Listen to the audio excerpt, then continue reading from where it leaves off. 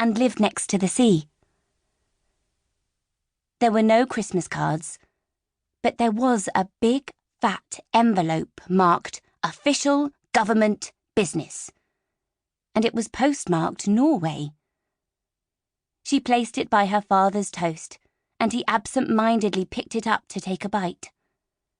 When he realised what it was, a funny look passed over his face, as if someone had cast a magic spell into his eyes. "What is it?" she asked him. "We're going to the Arctic Circle," he said, reading the letter and blinking fast. "I got the job. I didn't think I would, to be honest. I thought they would choose someone local, but apparently my research paper on the scientific study of the Earth's atmosphere swayed them. It's a weather station on a small island about a day's boat journey away from the coast of Norway." April hopped up and down before answering. "What kind of island? How many people live there?" "Ah." He looked down sheepishly. "It's not that kind of island. In fact, there won't be anyone there but us." "Just us two?" Something fizzy rushed through her. "On an island, all alone?" He leaned forward in his chair. "Think of the adventures we will have. We'll be like Scott of the Antarctic. The island is nothing like here. It's got inland lakes, mountains, streams. Imagine it, April. It's the last great unknown. There'll be no cars, trains, planes, no roads even. It's pure, untouched wilderness." He didn't need to say anything more, because her heart was already racing ahead. Not only would they be in the Arctic Circle, but they would also have all this time together. Just them.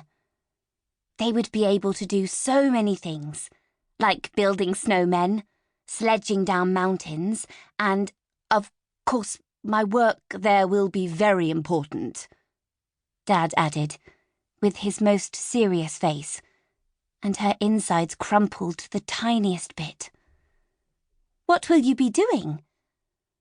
"The Norwegian government wants a more accurate representation of how global warming is affecting the Arctic region, so I'll be monitoring the data over a 6-month period."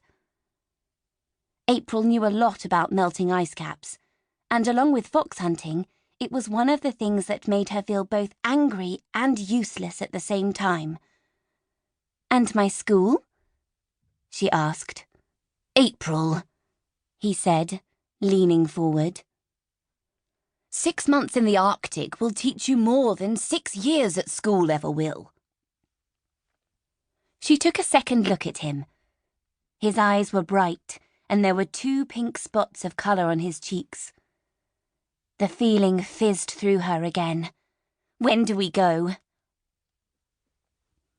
Of course, not everyone was as excited. Granny Apples phoned at least 3 times a day to tell them how reckless they were being. What about the freezing cold temperatures? The waves as tall as skyscrapers? The killer walruses with sharp tusks she'd seen on one of those David Attenborough documentaries? Or the dangers of an island where there was no hospital, local GP, or even anybody else at all who could help them should they get into danger? "It just wasn't right for a girl of 11, she said. Especially such a sensitive girl as April, who, thanks to her father, was feral enough already. How could he possibly think going away to a deserted island, and not even a sunny one at that, was in her best interests? But Dad was stubborn when he wanted to be, and just pretended not to hear. "For goodness sake, Edmund!" she bellowed at him in frustration. "It's called Bear Island. What if she gets eaten?" Although he tried to reassure her that there were no bears on Bear Island, Granny Apples refused to listen. "If you see a polar bear, April," she said, "remember to run." So it was on the 1st of April they started the first leg of their journey. They were to fly to